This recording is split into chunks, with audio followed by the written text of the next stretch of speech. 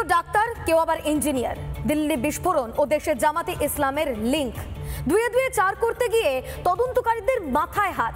এরাই নাকি দেশে বসে দেশ ধ্বংসের ছক কষেছিল।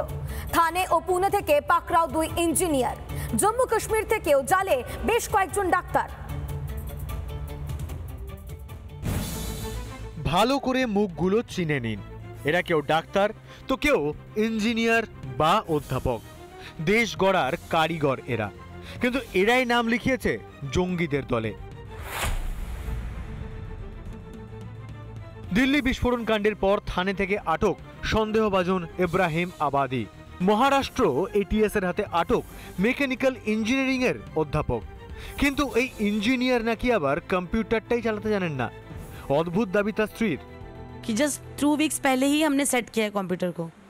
उससे पहले कंप्यूटर था, यही कंप्यूटर था, बट वो खराब, मैकेनिकल इंजीनियरिंग में थे। तो उनको कंप्यूटर चलाना नहीं आता था? नहीं, उनको रियली नहीं आता था। শুধু ইব্রাহিম আবাদি নয়, পুনে থেকে জালে আরও এক হোয়াইট কলার জঙ্গি জুবেরের। পেশায় ইঞ্জিনিয়ার, তথ্য প্রযুক্তি কোম্পানিতে চাকরি করত। সূত্রের খবর, লালকেল্লা চত্বরে বিস্ফোরণের সঙ্গে যোগ রয়েছে এই জুবেরের। সন্ত্রাসী ডাক্তার উমর উল নবীর সঙ্গে আরও এক সঙ্গী ডাক্তারি বন্ধুর খোঁজ পেয়েছেন তদন্তকারীরা, ডাক্তার তাজমল। এই ডাক্তারের সঙ্গে কতটা যোগ রয়েছে উমরের? ডাক্তার উমর নবীর বন্ধু, কুলগ্রামের বাসিন্দা, শ্রীনগরে একটি হাসপাতালে কর্মরত। ডাক্তার উমরকে গাড়ি কিনতে সাহায্য।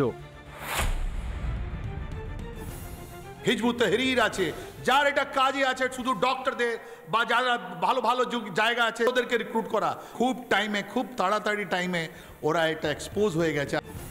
ভারতের মারে কাহিল জৈশ, লস্করের মতো জঙ্গি গোষ্ঠীগুলি।